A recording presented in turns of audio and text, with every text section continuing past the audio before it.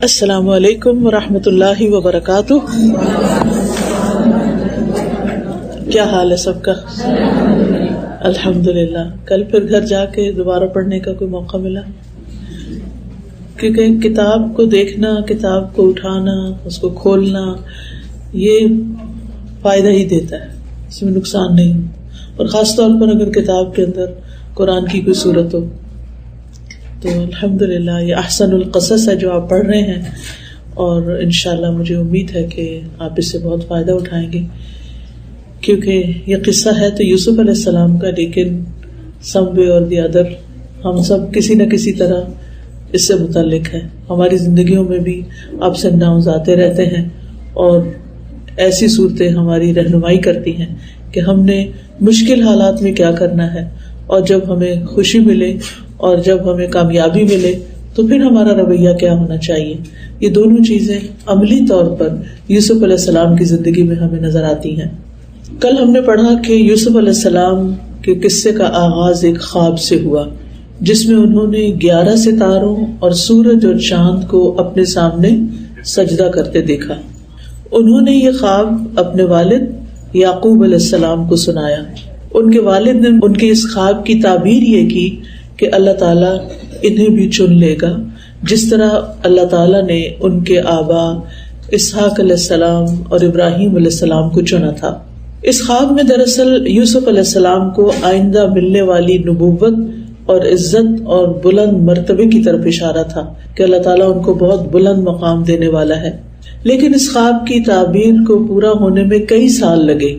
یہ نہیں کہ ادھر خواب دیکھا اور اگلے دن وہ سب کچھ مل گیا۔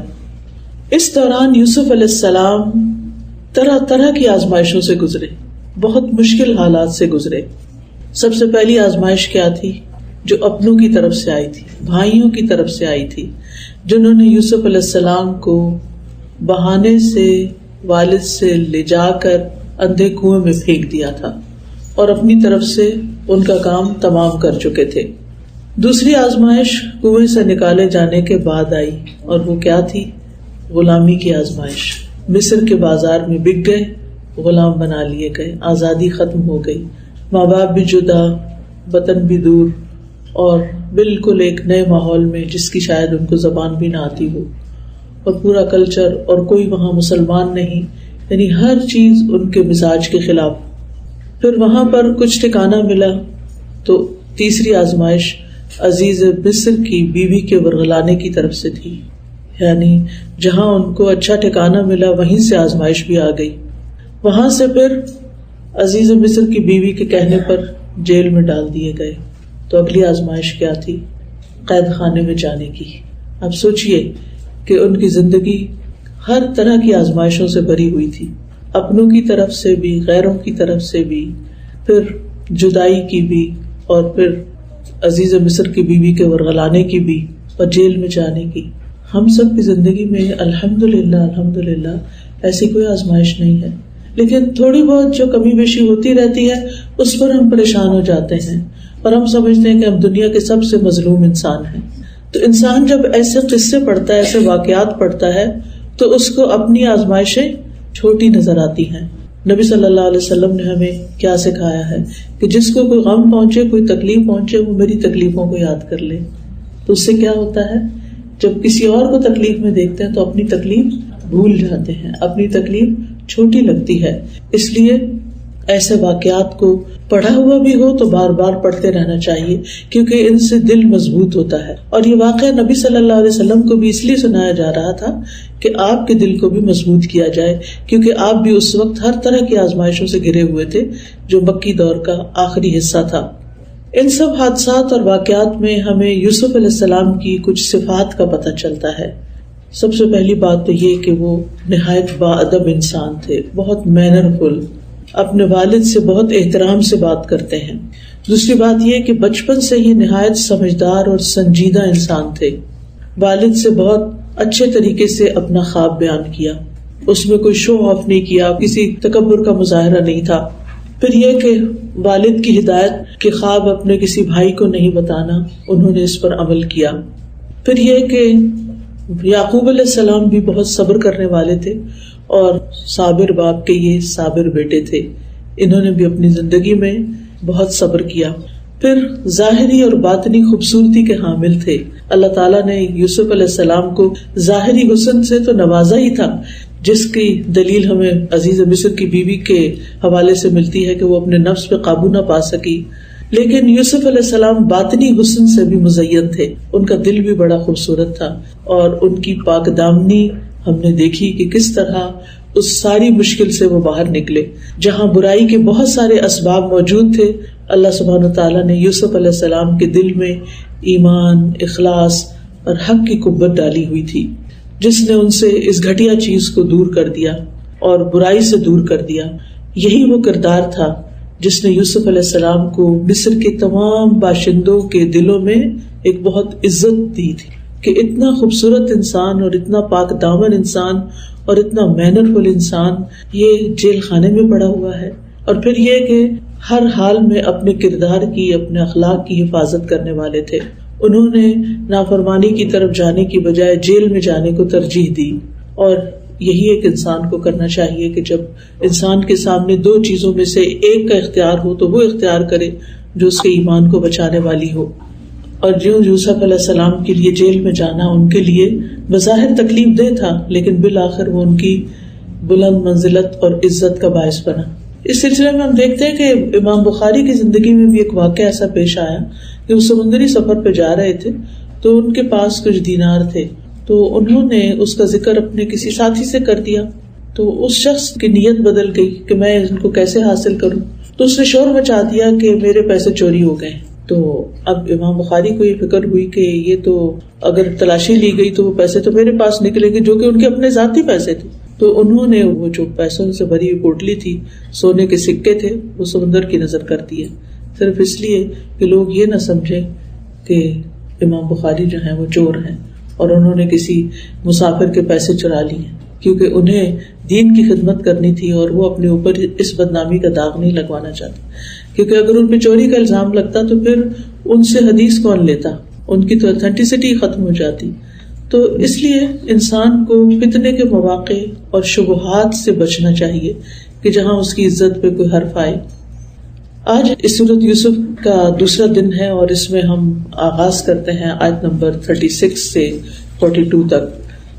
اور اس کے ساتھ ہی 2 اور نوجوان بھی قید خانے میں داخل ہوئے. یعنی یوسف علیہ السلام جب جیل میں گئے تو ساتھ ہی 2 اور قیدی بھی آئے. ان میں سے ایک نے کہا، میں خواب میں خود کو دیکھتا ہوں کہ میں شراب نچوڑ رہا ہوں. اور دوسرے نے کہا، میں خواب میں خود کو دیکھتا ہوں کہ میں اپنے سر پر روٹیاں اٹھائے ہوئے ہوں جس سے پرندے کھا رہے ہیں. اے یوسف، تم ہمیں اس کی تعبیر بتاؤ، بے شک ہم تو آپ کو احسان کرنے والوں میں سے سمجھتے ہیں. اس نے کہا، جو کھانا تم دیے جاتے ہو اس کے آنے سے پہلے ہی میں تمہیں اس کی تعبیر بتا دوں گا. یہ اس علم میں سے ہے جو مجھے میرے رب نے سکھایا ہے. میں نے ان لوگوں کا دین چھوڑ دیا ہے جو اللہ پر ایمان نہیں رکھتے اور وہ آخرت کے بھی انکاری ہیں، اور میں نے تو اپنے باپ دادا ابراہیم اور اسحاق اور یعقوب کے دین کی پیروی اختیار کی ہے. ہمارے لیے یہ جائز نہیں کہ ہم اللہ کے ساتھ کسی چیز کو شریک ٹھہرائیں. یہ ہم پر اور سب لوگوں پر اللہ کا فضل ہے، لیکن اکثر لوگ شکر ادا نہیں کرتے. اے میرے قید خانے کے 2 ساتھیوں، کیا جدا جدا بہت سے رب بہتر ہیں یا اللہ جو اکیلا ہے بہت زبردست ہے؟ اس کے سوا تم بس چند ناموں ہی کی عبادت کرتے ہو جو تم نے اور تمہارے باپ دادا نے رکھ لیے ہیں. اللہ نے ان کی کوئی دلیل نہیں اتاری. حکم صرف اللہ ہی کا چلتا ہے. اسی نے حکم دیا ہے کہ تم صرف اسی کی عبادت کرو، یہی درست دین ہے، لیکن اکثر لوگ جانتے نہیں. اے قید خانے کے 2 ساتھیوں، تم دونوں میں سے ایک تو اپنے رب کو، اپنے آقا کو شراب پلائے گا اور دوسرا تو وہ سولی چڑھا دیا جائے گا، پھر پرندے اس کے سر سے نوچ کر کھائیں گے. اس معاملے کا فیصلہ کر دیا گیا ہے جس کے بارے میں تم دونوں مجھ سے پوچھ رہے ہو. اور ان دونوں میں سے جس کے بارے میں یوسف کا خیال تھا کہ وہ قید سے رہائی پا جائے گا، اس سے کہا کہ اپنے آقا کے پاس میرا بھی ذکر کر دینا. تو شیطان نے اسے اپنے آقا سے یوسف کا ذکر کرنا بھلوا دیا، چنانچہ وہ کئی سال تک قید خانے میں ہی ٹھہرے رہے. اب یوسف علیہ السلام کی زندگی کا ایک نیا موڑ شروع ہوتا ہے. وہ جیل میں پہنچ جاتے ہیں. جب جیل میں جاتے ہیں تو وہاں ان کے ساتھ 2 نوجوان اور بھی جیل میں بھیجے جاتے ہیں. ان 2 نوجوانوں کو بھی خواب آتے ہیں اور وہ یوسف علیہ السلام کے پاس آ کے کہتے ہیں ہم آپ کو بہت نیک انسان سمجھتے ہیں, بہت محسن سمجھتے ہیں, آپ ہمیں ہمارے خوابوں کی تعبیر بتائیں. یوسف علیہ السلام نے جیل خانے میں کیا کیا تھا؟ ابھی تو وہ ساتھ ہی داخل ہوئے تھے کہ وہ سارے قیدیوں کو چھوڑ کر یوسف علیہ السلام کے پاس آئے اور ان کی تعریف کی کہ آپ محسن ہیں, آپ ہماری مدد کریں, آپ ہمارے خواب کی تعبیر ہمیں بتائیں. تو اس سے یہ پتہ چلتا ہے کہ انسان کو اپنی زبان سے یہ کہنے کی ضرورت نہیں ہوتی کہ میں بہت نیک ہوں اور میں ایسا اور ویسا کرتا ہوں, بلکہ اس کا عمل بتاتا ہے, اس کا اخلاق بتاتا ہے, اس کا رویہ بتاتا ہے, اس کا معاملہ بتاتا ہے کہ وہ کن لوگوں سے تعلق رکھتا, وہ کون ہے. آپ سوچئے کہ ہمارے بارے میں لوگ کیا کہتے ہیں, لوگ ہمیں کیا سمجھتے ہیں, ہمارے بارے میں لوگوں کی رائے کیا ہے. ہم بعض اوقات یہ کہتے ہیں آئی ڈونٹ کیئر, مجھے نہیں پرواہ. نہیں, لوگوں کی گواہیاں میٹر کرتی ہیں, کیونکہ انسان کے مرنے کے بعد اس کے اپنے اعمال تو ختم ہو جاتے ہیں, یعنی وہ اب مزید کچھ کر نہیں سکتا. لیکن پھر کیا ہوتا ہے, اس کی اولاد جو دعائیں کرتی ہے وہ اس کو فائدہ دیتی ہے.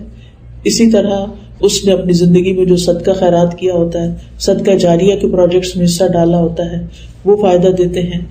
اور اسی طرح ایسا علم جو انسان اپنی زندگی میں سکھا جاتا ہے, خود سکھاتا ہے یا ایسی کتابیں بانٹتا ہے یا لوگوں کو دین کی طرف لاتا ہے, تو وہ اس کے لیے صدقہ جاریہ بنتا ہے. ایک اور چیز انسان کی نیکیوں میں اضافے کا باعث بنتی ہے, اور وہ کیا ہوتی ہے, لوگوں کی گواہیاں, کہ اس کے مرنے کے بعد لوگ اس کے بارے میں کیا کہتے ہیں کہ یہ کتنا با اخلاق تھا, کتنا نیک تھا, کتنا اچھا تھا, کتنی کیئر کرتا تھا لوگوں کی, کتنا کام آنے والا تھا.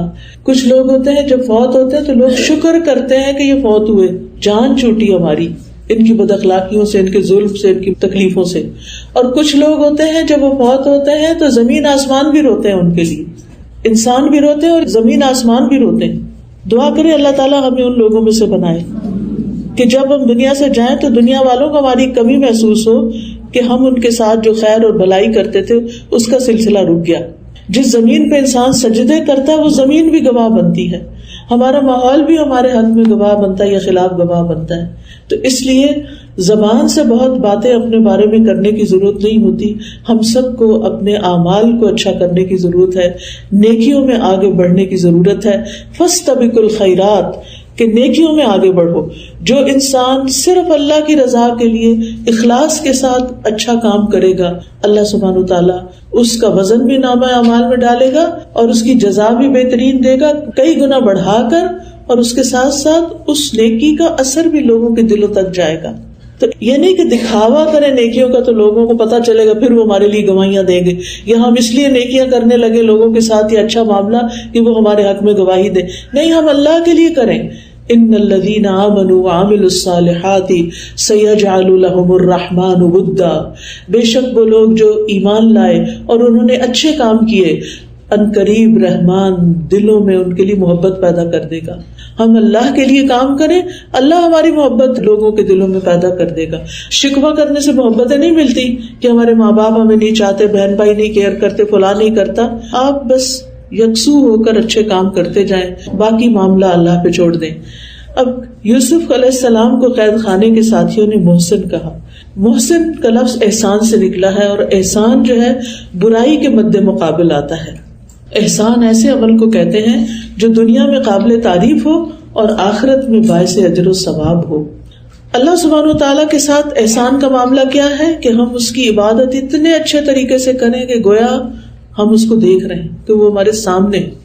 اور مخلوق کے ساتھ احسان کیا ہے کہ ان کے ساتھ اچھے اخلاق سے پیش آئیں, خیر خواہی سے پیش آئیں, ان کی خدمت کریں. تو قید خانے کے ساتھی ان کا رویہ دیکھ رہے تھے کہ یہ شخص ہر ایک کے کام آتا ہے, ہر ایک کا خیر خواہ ہے, تو چلیں اس کے پاس چلتے ہیں, یہ ہمارے مسئلے کا حل بتائے گا.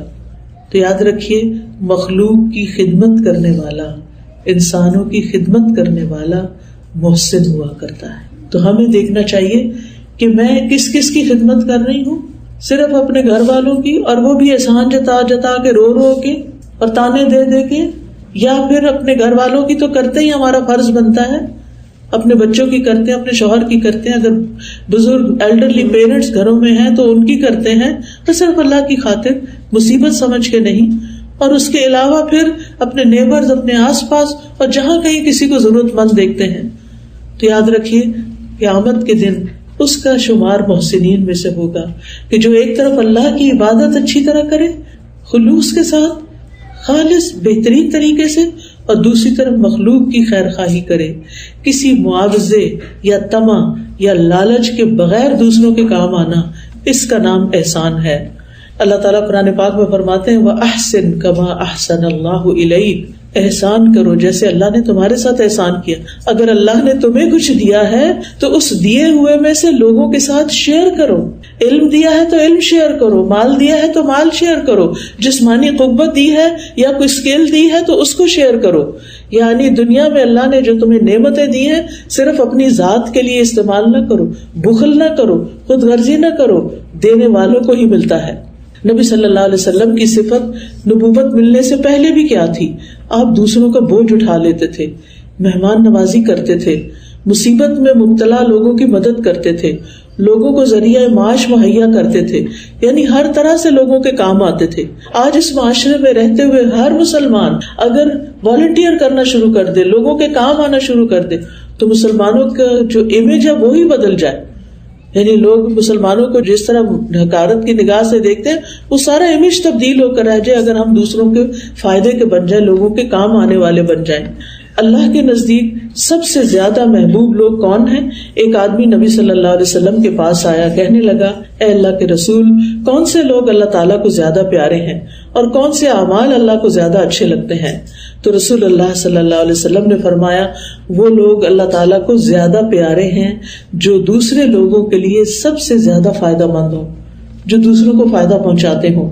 اور اللہ تعالیٰ کو سب سے زیادہ پسندیدہ اعمال یہ ہے کہ کسی مسلمان کا دل خوش کرنا، اس سے کوئی تکلیف دور کر دینا، اس کا قرضہ ادا کر دینا یا اسے کھانا کھلا دینا. فرمایا مجھے اپنے کسی بھائی کی ضرورت پوری کرنے کے لیے اس کے ساتھ چلنا اس مسجد یعنی مدینہ میں مسجد نبوی میں 1 ماہ کے اعتکاف سے زیادہ محبوب ہے کہ میں کسی کے کام آ جاؤں. پھر فرمایا جس نے اپنے غضب کو روک لیا اللہ تعالیٰ اس کی خامیوں پر پردہ ڈالے گا، اور جو آدمی اپنے غصے کو نافذ کرنے کی طاقت کے باوجود غصہ پی گیا اللہ تعالیٰ قیامت کے دن اس کے دل کو امیدوں سے بھر دے گا. جو اپنے بھائی کے ساتھ اس کی ضرورت پوری کرنے کے لیے چلا اللہ تعالیٰ اس کو اس دن ثابت قدم رکھے گا جس دن قدم ڈگمگا جائیں گے. تو آپ دیکھیں کہ کتنے ہی لوگ ہوتے ہیں جو ضرورت مند ہوتے ہیں ہمارے، کبھی کوئی بیمار ہونے کی وجہ سے کہ اس کو ڈاکٹر کے پاس لے جانے والا کوئی نہیں، حتیٰ کہ درس پہ آنے کے لیے رائڈ چاہیے ہوتی ہے کسی کو، یا کسی بھی طرح کسی کی ضرورت ہوتی ہے، تو ہمیں اپنی نگاہیں اور سینسز کھول کے رکھنے چاہیے کہ کون کہاں کس چیز کا ضرورت مند ہے اور فوراً آگے بڑھے اور اس کی ضرورت پوری کرے. اس لیے نہیں کہ ہماری تعریف کرے، اس لیے نہیں کہ وہ ہمیں کچھ دے، اس لیے کہ میرا رب مجھ سے راضی ہو جائے اور قیامت کے دن میرے قدم نہ ڈگمگائے اور میں پل صراط کے اوپر آرام سے گزر جاؤں. اب جیل خانے میں وہ جو قیدیوں نے آ کے خواب سنائی تو یوسف علیہ السلام نے بڑی حکمت سے کیا کہا، قال لا یأتیکما طعام، یہ نہیں کہا نہیں میرے پاس وقت نہیں ہے پھر کسی وقت آنا یا کچھ. کہنے لگے تم جو کھانا کھاتے ہو نا وہ کھانا آنے سے پہلے، تمہیں کھانا ملنے سے پہلے میں تمہیں خواب کی تعبیر بتا دوں گا، یعنی تھوڑی دیر میں ہی بتا دوں گا. کھانا ہر شخص کی پسندیدہ چیز ہوتی ہے نا، جہاں کھانا ملتا ہے وہاں ہم خوشی سے جاتے ہیں، جہاں کھانا نہ ہم کہتے ہیں کیا کرنے جانا، وقت ضائع کریں گے، چاہے اور بہت کچھ بھی کیوں نہ مل رہا ہو. بہرحال اب انسان کی کمزوری ہے کھانا، انسان کھانے کی طرف بہرحال لپکتا ہے کہ اس کی ضرورت ہے. کبھی ہم بھوک سے کھاتے ہیں اور اب کبھی ہم بغیر بھوک کے بھی کھا لیتے ہیں کیونکہ وہ کھانا اچھا نظر آ رہا ہے یا مفت میں مل رہا ہے تو کھا لو. تو قال لا یأتیکما طعام ترزقانہ، یہ جس کھانے کو تم کھاتے ہو نا بس وہ آنے سے پہلے میں تمہیں تمہارے خواب کی تعبیر بتا دوں گا.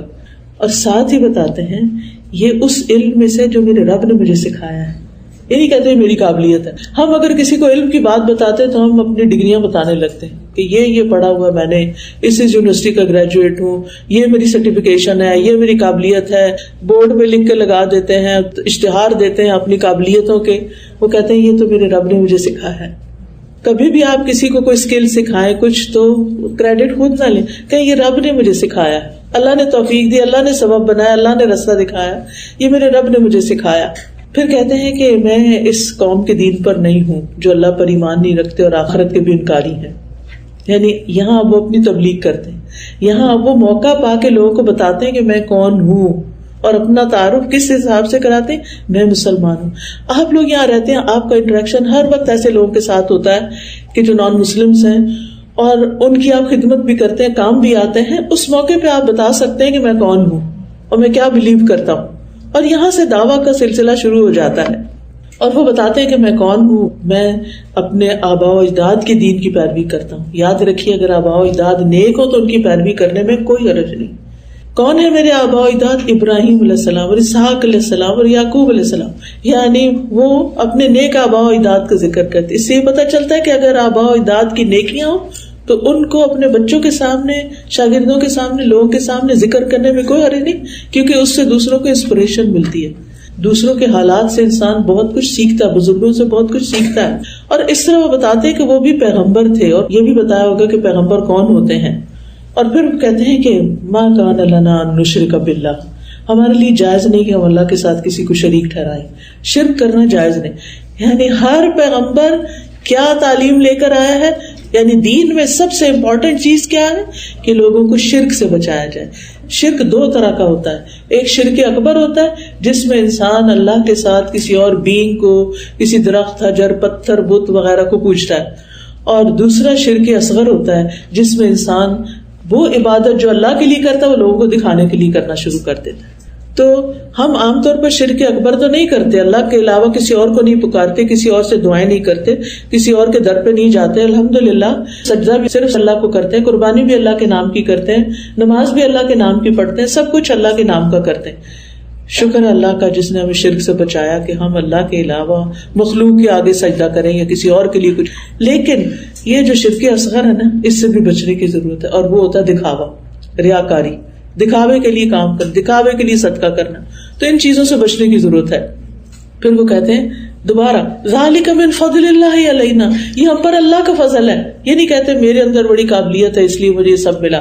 وعلی الناس، اور لوگوں پر بھی اللہ کا فضل ہے کہ اللہ نے صرف اپنی بندگی کے لیے ہمیں پیدا کیا۔ وما خلقت الجن والانس الا لیعبدون، میں نے جن و انس کو صرف اپنی عبادت کے لیے پیدا کیا، کسی اور کی عبادت کے لیے نہیں۔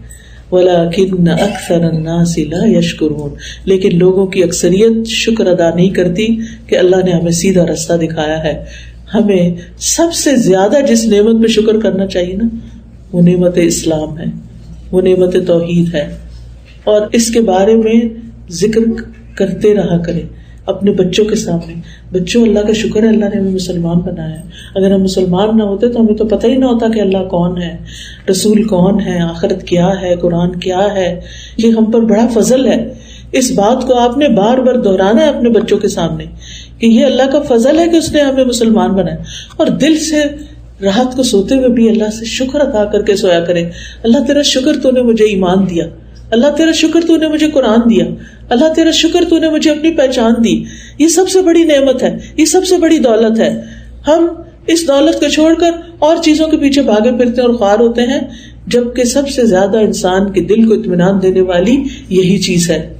ان آیات سے پتہ چلتا ہے کہ پیغمبر خیر خواہ ہوتے ہیں، دوسروں کے لیے ان کی دنیا اور آخرت سنوارنے کے حریص ہوتے ہیں۔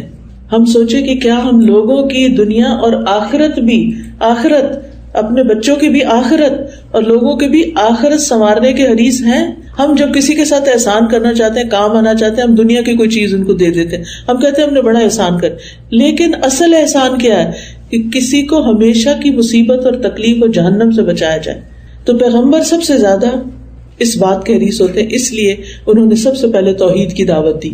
پھر یہ ہے کہ انسان کو ہر حال میں خود بھی عبادت کرنی چاہیے اور دوسروں کو بھی عبادت کے لیے بلانا چاہیے۔ مثلاً آپ کے بچے ہیں، چاہے کتنے بھی بڑے ہو جائیں، چاہے ان کی شادی ہو جائے، چاہے ان کے بچوں کے بچے ہو جائیں، چاہے ان کے بچے ہو جائیں اور ان کے بچوں کے بچے، اگر آپ کو اللہ نے زندگی دی ہے اور آپ خود نماز کے پابند ہیں تو انہیں نماز کی یاد دہانی کراتے رہیں، نماز کی اہمیت بتاتے رہیں، خیر اور نیکی کے کاموں کا ذکر کرتے رہیں. یعنی ہمارے گھروں میں برکت جب ہوگی جب ہمارے گھروں کے اندر اللہ کا ذکر ہوگا. اور اللہ کا ذکر صرف تسبیح کرنے سے نہیں ہوتا، اللہ کا ذکر اللہ کی باتیں کرنے سے ہوتا ہے. اللہ سبحانہ وتعالیٰ کی نشانیاں، اللہ کی نعمتیں اور اللہ تعالیٰ کی قدرت اور عظمت اور اللہ کی پہچان اپنے بچوں کو کراتے رہیں اور اللہ کا ذکر کرتے رہیں. پھر اسی طرح یہ ہے کہ یوسف علیہ السلام بات کرنے سے پہلے اپنا تعارف کراتے ہیں. تو اسی طرح اگر آپ کسی مجلس میں بات کر رہے ہیں تو اگر لوگ آپ کو جان لیں کہ آپ کون ہیں، کہاں سے بلانگ کرتے ہیں، تو ان کا آپ پر ٹرسٹ بڑھ جاتا ہے، وہ بات توجہ سے سنتے ہیں. اور پھر یہ کہ انہوں نے یہ نہیں کہا کہ یہ کوئی کہانت ہے، یہ نجومی علم ہے، یا کوئی میں نے خود سے کہیں سے گھڑ لیا ہے، بلکہ یہ اللہ نے مجھے دیا. اور اس خواب کی تعبیر سے بھی ایسے ہی پتہ چلتا ہے، کیوں کہتے ہیں فیصلہ ہو گیا، بس وہ اپنے پاس سے تو نہیں کہہ رہے تھے، اللہ نے ان کو الہام کیا ہوگا کہ اس کی تعبیر یہ بنتی ہے اور ان کو بتا دو اب ان کا انجام کیا ہونے والا ہے. وہ کوئی غیب کی خبر نہیں دے رہے تھے، یہ تعبیر وہ اللہ کے سکھانے سے سیکھ کر آگے بتا رہے تھے. پھر اسی طرح یہ ہے کہ لوگوں کو سب سے پہلے کامن گراؤنڈز پر توحید کی بات کرنی چاہیے. یعنی لوگ کس سے شروع ہو جاتے ہیں؟ حجاب کرو، داڑھی رکھ لو، یہاں نہ جاؤ، وہ نہ کرو. آغاز اس سے نہیں ہونا چاہیے. دعویٰ میں سب سے پہلے بات ایمان پر ہونی چاہیے، اللہ کی پہچان پر ہونی چاہیے. ہر پیغمبر نے آ کر یہی کیا. اور پھر یہ ہے کہ دائی ہر وقت پریچ نہ کرتا رہے. دائی کہتے ہیں اللہ کی طرف دعوت دینے والا، یعنی اللہ کی طرف دعوت دیتے وقت موقع کی مناسبت دیکھے، حکمت دیکھے. اب ویسے بھی ان کے ساتھ ہی تھے جیل خانے میں، لیکن انہوں نے ان کو جا کے تبلیغ نہیں شروع کر دی کہ میں پیغمبر ہوں یا میں پیغمبروں کی اولاد ہوں تو تم لوگ کیا کر رہے ہو اور تم انتہائی غلط کر رہے ہو. کرٹیسزم نہیں شروع کر دیا، بلکہ اس وقت کا انتظار کیا کہ وہ خود ان کی طرف متوجہ ہوں. پہلے جہاں بھی آپ ہوں اچھے عمل کر کے دوسروں کے کام آ کر ایک ٹرسٹ بلڈ کریں، لوگ آپ پہ ٹرسٹ کریں. پھر اس کے بعد آپ ان کو دین کی طرف دعوت دیں تاکہ وہ آپ کی بات سنیں. پھر یہ کہ تبلیغ کے لیے بہترین وقت کا انتخاب کرنا چاہیے کہ دوسرا سننے کے موڈ میں ہو. ہم ہر وقت بچوں کو نصیحت نہ کریں، لیکن اس وقت کا انتظار کریں جب وہ سننے کے موڈ میں ہیں. پھر اسی طرح slowly and gradually build up کریں، ایک دم بڑی بڑی باتیں نہ کریں. یعنی پہلے آپ ان کو چھوٹی باتوں سے شروع کریں اور پھر اس کے بعد کوئی فلسفے بیان کریں. پھر واعظ اور نصیحت میں دوسرے کو اکتاہٹ میں مبتلا نہ کریں کہ وہ بور ہو جائے، وہ یون کر رہا اور ادھر ادھر دیکھ رہا اور آپ اس کو نصیحتیں کیے چلے جا رہے ہیں. مختصر خطبہ دینا جو ہے وہ سمجھداری کی علامت ہے. پھر اسی طرح ان آیات سے پتہ چلتا ہے کہ یوسف علیہ السلام نے اتنے سالوں میں جو عزیز مصر کے گھر میں رہے اور پھر اب جیل تک آ گئے، انہوں نے اپنے ماحول کا کوئی اثر قبول نہیں کیا، وہ اپنے ہی دین پر رہے.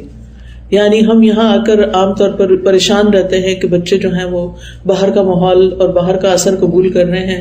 وہ اس لیے کر رہے ہیں کہ آپ نے ان کی بنیادیں مضبوط نہیں کی، ان کو اللہ کا تعارف نہیں کرایا، ان کو آخرت پر ایمان کی تفصیل نہیں بتائی، ان کو قرآن کی تعلیم نہیں دی، سمجھ کر قرآن پڑھنے کا طریقہ نہیں سکھایا. لہٰذا اب وہ باہر کی باتوں سے متاثر ہوتے گئے. جب آپ ایجوکیٹ نہیں کریں گے تو انہیں کوئی اور ایجوکیٹ کر دے گا. اور اس پر اب آپ پریشان ہوتے ہیں کہ اسکولوں میں کیا کچھ سکھایا جا رہا ہے، ہم کیا کریں، ہمارے بچے ہمارے ہاتھوں سے نکلے جا رہے ہیں. نہیں نکلیں گے اگر آپ ان کے اندر ایمان پیدا کریں، ان کے ایمان کی دعا بھی کیا کریں اور ان کے ایمان پہ کام بھی کیا کریں. یوسف علیہ السلام نے جتنی بھی زندگی یہاں گزاری وہاں صرف وہ اپنے رب ہی کی عبادت کرتے رہے، کسی اور کی باتوں میں نہیں آئے. پھر آپ دیکھیے کہ یوسف علیہ السلام کی زندگی میں کتنے آزمائشیں گزر چکی تھی. وہ یہ بھی کر سکتے تھے کہ جب ان دو قیدیوں نے اپنا خواب سنایا تھا یہ اپنی پریشانیاں سنانے لگتے. عام طور پر آپ نے دیکھا ہوگا کہ کسی مجلس میں اگر کوئی ایک شخص اپنی کوئی تکلیف بیان کر، اپنی کوئی بیماری سنانے لگتا ہے تو دوسرا اس سے بڑی بیماری سنا دیتا ہے. کوئی ایک اپنے بچے کا مسئلہ بتاتا ہے، وہ آدھی بات سن کے اس سے بڑا مسئلہ اپنے بچے کا بتانا شروع کر دیتا ہے. اس عادت سے باز آنا چاہیے. جب کوئی اپنا مسئلہ بتا رہا ہو تو توجہ سے اس کا مسئلہ سن کے اس کو حل بتائیں. اپنی نہ پڑ جائے، اپنا رونا نہیں روئیں اور ہر بندے کے سامنے نہیں روئیں اور ہر بندے کو اپنی باتیں اور اپنے راز اور اپنی کہانیاں مت سنائیں. عموماً خواتین میں عادت ہوتی ہے کہ جو کوئی جانتا ہے جو کوئی نہیں جانتا ہر ایک کو اپنے گھر کے سارے حالات بتا دیتے اور اس سے کئی خرابیاں بھی نکلتی. میں جانتی ہوں خاتون کو کہ جن کو گھر میں کچھ مشکلات تھی انہوں نے جا کے کسی اپنے کلیگ کو باتیں بتائیں، انہیں پتہ چل گیا کہ اچھا ان کے گھر کا یہ مسئلہ ہے. لہٰذا انہوں نے کیا کیا کہ انہی کے شوہر کو میسج بھیج کے ان سے شادی کر لی کہ آپ کی بیوی تو ایسی اور ایسی ہے, لہٰذا آپ مجھ سے شادی کر لیں. ایک ایکسٹریم کیس اور بالکل سچا واقعہ یہ نہیں مبالغہ رائی میں نہیں کر رہی. کہانی طویل ہے, وقت نہیں ہے میرے پاس کہ ڈیٹیلز میں قصہ سناؤں آپ کو کہ کیا ہوا اور کیسے ہوا, لیکن یہ ہوا. تو ہر ایک کے سامنے جا کے رونا, اپنے شوہر کی شکایتیں کرنا, اپنے گھر کے حالات بتانا, یا اس کے علاوہ بہت زیادہ اپنی نعمتوں کی بھی شیئرنگ کرنا کہ ہمارے پاس اتنا مال ہے, اتنے کارخانے ہیں اور اتنی دکانیں ہیں اور اتنا فلاں ہے اور اتنا فلاں. ایسی باتیں بھی کرنے کی ضرورت نہیں. کام کی بات کریں, ایسی بات کریں جس سے آپ کو بھی فائدہ پہنچے اور دوسروں کو بھی فائدہ پہنچے. لا یعنی, لغو, فضول, بیکار, ارریلیونٹ باتیں, ان سے اپنی زبان کو روک کے رکھنے کی ضرورت ہوتی, کیونکہ انسان اپنی ہی باتوں کی وجہ سے پھنستا ہے, دنیا میں بھی اور آخرت میں بھی. اس لیے ہم سب پر اپنی زبان کی حفاظت کی ضرورت ہے. یوسف علیہ السلام کی اس کہانی سے آپ سیکھ لیں یہ بات کہ انہوں نے جیل خانے میں اپنی کوئی پریشانی ظاہر نہیں کی. پھر آپ دیکھیے کہ مشکل حالات میں اللہ کی فضل ہی کی بات کرتے ہیں, اللہ کی نعمتوں ہی کی بات کرتے ہیں. یعنی اتنی پریشانی میں تھے, جیل میں تھے, پھر وہ کہتے ہیں کہ یہ اللہ کا ہم پر فضل ہے, سب لوگوں پہ فضل ہے, لیکن اکثر لوگ شکر ادا نہیں کرتے. تو جو شکر ادا کرتے ہیں اللہ تعالیٰ ان کی نعمتوں میں پھر اضافہ کرتے ہیں اور ان کو دین و دنیا میں ترقیاں عطا کرتے ہیں. اور اللہ کی نعمتوں کا ذکر کس کس چیز کا, اللہ کا شکر, اللہ نے صحت دی ہے, اللہ نے زندگی دی ہے, اللہ نے اولاد دی ہے, اللہ نے گھر دیا ہے, اللہ نے اچھا شوہر دیا, اللہ نے یہ بھی دیا, اللہ نے وہ بھی دیا. یعنی نعمتوں کا ذکر ضروری لوگوں کے سامنے جہاں ضرورت ہو مختصر اس کا ذکر کیا جا سکتا ہے, لیکن اپنے بچوں کو نعمتیں یاد کرایا کریں گھر کے اندر, کیونکہ جب وہ جاتے ہیں باہر اور لوگوں کے پاس زیادہ دیکھتے ہیں تو پھر گھر آ کر کمپلینٹ کرتے ہیں کہ ہمارا گھر کیوں چھوٹا ہے اور ہمارے پاس یہ کیوں نہیں ہے, ہماری گاڑی ایسی کیوں ہے. تو ان کو بتائیں کیا ہے ہمارے پاس, اور ان لوگوں کے واقعات بتائیں جن کے پاس کچھ نہیں ہے, تاکہ وہ نعمتوں کے شکر گزار ہوں. اور سب سے بڑی نعمت تو ایک جھونپڑی میں بھی آپ ہوں, اور اگر آپ کو مل جائے کہ اسلام اور دین اور قرآن کی, تو آپ دنیا کے امیر ترین انسان, کیونکہ اس پر آپ کی ہمیشہ کی زندگی کی کامیابی کا انحصار ہے. پھر آپ دیکھیے کہ توحید کی نعمت کا ملنا اللہ کا سب سے بڑا احسان ہے, اور دعا کیا کریں کہ اللہ تعالیٰ اسی پہ ہمارا خاتمہ رکھے اور ہماری نسلوں میں اسی کلمے کو باقی رکھے. وَجَعَلَهَا كَلِمَةً بَاقِيَةً فِي عَقِبِهِ, ابراہیم علیہ السلام کی اولاد میں اللہ نے توحید کے کلمے کو باقی رکھا. آزمائشیں ہیں, مشکلات ہیں یہاں بچوں کو پالنے کے سلسلے میں, لیکن دعا کرتے رہا کریں کہ اللہ ہماری نسلوں میں ایمان کو باقی رکھنا, کلمہ لا الہ الا اللہ کو باقی رکھنا, کیونکہ یہی کلمہ اگر مرتے وقت کوئی شخص اس کا اقرار کر کے فوت ہو تو وہ جنت میں داخل ہوگا. اسی کے سبب انسان کی بخشش ہوگی, اور قیامت کے دن لا الہ الا اللہ کہنے کا وزن جو ہے وہ کیا ہوگا. نوف رضی اللہ عنہ کہتے ہیں کہ اگر آسمان و زمین اور ان کے درمیان کی ساری چیزیں ترازو کے ایک پلڑے میں رکھ دیں اور لا الہ الا اللہ کو دوسرے پلڑے میں, تو دوسرا پلڑا لا الہ الا اللہ والا جھک جائے گا. اتنا وزنی ہے یہ کلمہ, لہٰذا ہمیں لا الہ الا اللہ کا ورد کرتے رہنا چاہیے, زبان پہ جاری رہنا چاہیے, تاکہ جب فوت ہونے لگے نا تو خود ہی آ جائے زبان پہ لا الہ الا اللہ. اس کلمے سے اجنبی نہ رہیں. یہاں میرے خیال ہے کارڈز ہونے چاہیے جس میں لا الہ الا اللہ کی فضیلت بیان کی گئی ہے, وہ آپ کے پاس ہونا چاہیے تاکہ اپنے بچوں سے اور دوستوں سے بھی شیئر کر سکیں. پھر وہ کہتے ہیں اے میرے قید خانے کے دو ساتھیوں, کتنے پیار سے بلاتے ہیں اے میرے ساتھیوں, حالانکہ وہ نان مسلم ہیں اور یہ مسلمان ہے, پیغمبر ہیں, اور وہ ان کو کیا کہہ رہے ہیں, اے میرے دوستوں, اے میرے ساتھیوں. تو اس سے کیا پتہ چلتا ہے کہ نان مسلم کے ساتھ بھی محبت کا اظہار کیا جا سکتا ہے, ان کے ساتھ بھی ہمدردی کرنی چاہیے, اور یہ دعوت کے لیے بڑی ضروری ہے. عموماً ہمیں نفرتیں سکھائی جاتی, یہ کرسچن ہے, اس کے ہاتھ کا کھانا نہیں, ان سے کھانا پکوانا نہیں, یہاں آ کے سب کچھ کھا رہے ہیں, لیکن بیک ہوم آپ دیکھیں کہ کتنا ڈسٹینس رکھا جاتا ہے کہ یہ اس جگہ پر نہ آئے, یہ یہاں نہ بیٹھیں, یہ نہ پکڑیں, وہ نہ رکھیں. وہ خود ساختہ دین بنایا ہوا ہے. تو دائی جو ہے وہ جس کو دین کی دعوت دیتا ہے پہلے اس کو پیار محبت دیتا ہے, عزت دیتا ہے, رسپیکٹ دیتا ہے, اور پھر اس کے بعد اللہ کی بات بتاتا ہے. پھر وہ کہتے ہیں کہ یہ جن کی تم اللہ کو چھوڑ کے عبادت کر رہے ہو یہ صرف نام ہے جو تم نے رکھ لیے ہیں, ان کی کوئی حقیقت نہیں ہے. ان ہی الا اسماء سمیتموها انتم وآباؤکم, یہ تمہارے آباء و اجداد سے سلسلہ چل رہا ہے اور تم نے بھی اسی کو اپنا لیا ہے, اس کی کوئی دلیل ہی نہیں ہے. ان الحکم الا للہ, سارا حکم اور اختیار تو اللہ ہی کا ہے. امرا اللہ نے حکم دیا ہے اللہ تعبدوا الا اياه کہ تم اللہ کے سوا کسی اور کی عبادت نہ کرو. اسی لیے ہم مسلمان کیا کہتے ہیں؟ ان صلاتی ونسکی ومحیای ومماتی للہ رب العالمین لا شریک لہ وبذلک امرت، مجھے بھی یہی حکم ملا ہے، وَأَنَا أَوَّلُ الْمُسْلِمِينَ، سب سے پہلے تو میں خود فرما برداری کروں. تو اس میں آپ دیکھیے ہمیں کیا کہنا چاہیے؟ بے شک میری نماز اور میری قربانی اور میری زندگی اور میری موت اللہ رب العالمین کے لیے، جس کا کوئی شریک نہیں. میرا ہر کام، میری ہر نیکی، میرا اٹھنا بیٹھنا سب کچھ میرے رب کے لیے. میں سب سے زیادہ یہ دیکھوں گی کہ میرا رب کس بات پہ خوش ہوتا ہے. لیکن افسوس یہ کہ ہم نماز کے وقت تو رب کے آگے جھک جاتے ہیں، اور جب ہمیں کوئی باہر معاملہ کرنا ہوتا ہے، کوئی شادی بیاہ کرنا ہوتا ہے یا کچھ، تو ہم رب کے سارے احکام بھول کے انتہائی غلط کاموں پہ چل پڑتے ہیں. تو رب صرف مسجد میں نہیں ہے، پوری دنیا میں رب کی ہے، اور ہر جگہ ہی رب کی عبادت ہونی چاہیے. یہ نہیں کہ کہیں کچھ اور کہیں کچھ، دو رخا پن. پھر آپ دیکھیے کہ یہاں وہ عقلی اور نقلی دونوں دلائل سے بات کرتے ہیں. پھر کہتے ہیں ذالک الدین القیم، یہ ہے اصل درست دین، ولکن اکثر الناس لا یعلمون، لیکن لوگوں کی میجورٹی، لوگوں کی اکثریت، ان کو پتہ ہی نہیں ہے کہ اصل دین کیا ہے، دین کس کو کہتے ہیں. جو دین والے ہیں ان کو بھی بعضوں کا دین کا نہیں پتا ہوتا. وہ کیوں مسلمان ہیں؟ کیوں ہے مسلمان؟ کیونکہ ہمارے ماں باپ مسلمان تھے، آباء و اجداد مسلمان تھے، اس لیے ہم بھی مسلمان ہو گئے. ہم نے کتنی تکلیف گوارا کی کہ ہم اپنے اسلام کو، دین کو سمجھیں. الحمدللہ آپ جس جگہ رہتے ہیں جگہ جگہ کلاسز ہو رہی ہیں، اور اگر کوئی کلاس کہیں نہیں ہو رہی، اپنے گھر میں کلاس بنا لیں، اپنے نیبرز کو اکٹھا کر لیں، ٹیچر کو تلاش کریں. ٹیچر نہیں ملتا، الحمدللہ اب اتنے ریسورسز ہیں یوٹیوب پر، ویب سائٹس پر، ایپس ایسی بنی ہوئی ہیں. مثلا قرآن پر آل ایپ ہے، اس میں آپ کو تفسیر قرآن کے اور ڈفرینٹ ٹاپکس پہ بہت سے لیکچرز ملیں گے. لرن قرآن ہے جس میں ایک ایک آیت کا ترجمہ اور تفسیر الگ الگ بیان کی گئی، اور تجوید بھی.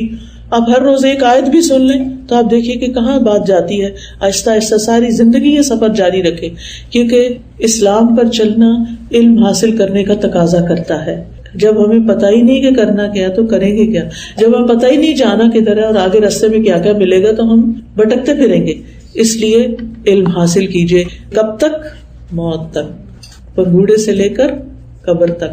یہ نہ کہ ہاں میں نے کورس کر لیا، وہ میں نے فلاں حدیث کورس بھی کر لیا اور فلاں قرآن کورس بھی کر لیا، اب میں فارغ ہوں. مومن کبھی بھی علم سے فارغ نہیں ہوتا. اور پھر آپ دیکھیے کہ یہ جو کہتے ہیں نا ان الحکم الا للہ، حکم تو سارا اللہ ہی کا ہے، وہی چلنا چاہیے. پوری دنیا میں کس کا حکم چل رہا ہے؟ ستاروں پہ کس کا حکم ہے؟ سیاروں پہ کس کا حکم ہے؟ درختوں پہ کس کا حکم ہے؟ سمندروں میں کس کا حکم چل رہا ہے؟ مچھلیاں کس کا حکم مان رہی ہیں؟ سورج کس کا حکم مان رہا ہے؟ ستارے کس کا حکم مان؟ سب اللہ کا حکم مان رہے ہیں. تو ہمیں پھر کیا کرنا چاہیے؟ اللہ ہی کا حکم ماننا چاہیے. اسی میں دین و دنیا کی اصلاح ہے.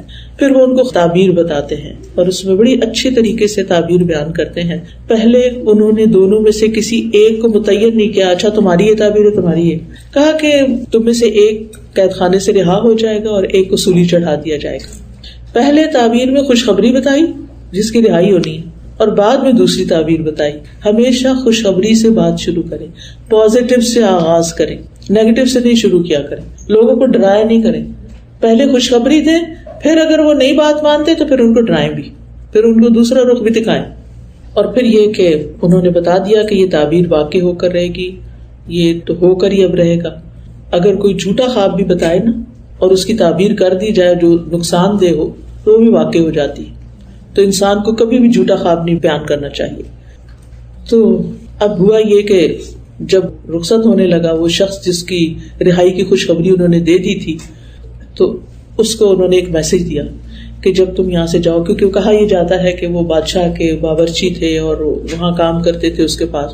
کہا کہ جب تم جاؤ تو اپنے آقا سے، یعنی جو بادشاہ ہے، اس سے میرے بارے میں ذکر کرنا کہ مجھے بے گناہ جیل میں ڈالا گیا ہے.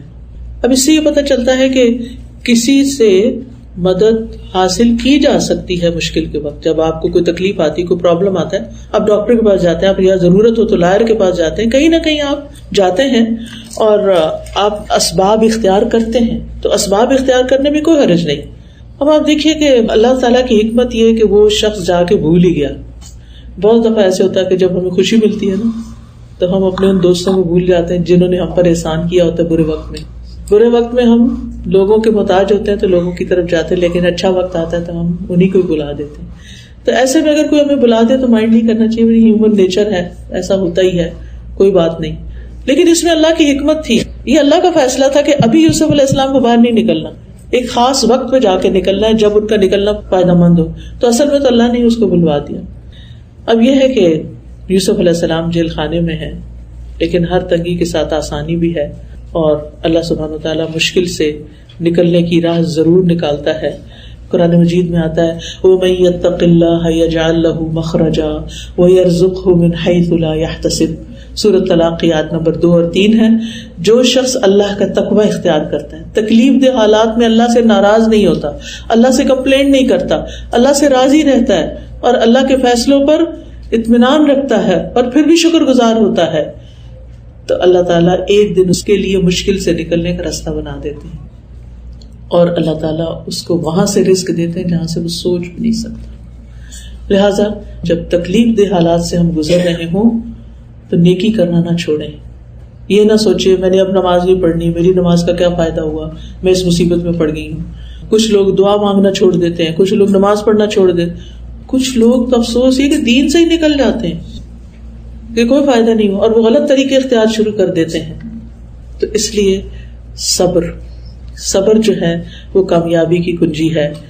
رسول اللہ صلی اللہ علیہ وسلم نے فرمایا النصر مع الصبر، مدد صبر کے ساتھ ہے، والفرج مع الکرب، اور کشادگی تنگی کے ساتھ ہے، وَإِنَّ مَعَ الْعُسْرِ يُسْرًا وَإِنَّ مَعَ الْعُسْرِ يُسْرًا، اور بے شک ہر مشکل کے ساتھ ایک آسانی ہے، بے شک اسی مشکل کے ساتھ ایک اور آسانی ہے. اس لیے آسانی کا، اچھے وقت کا انتظار کیجیے. اب دیکھیے کہ ہوتا ہے کیا.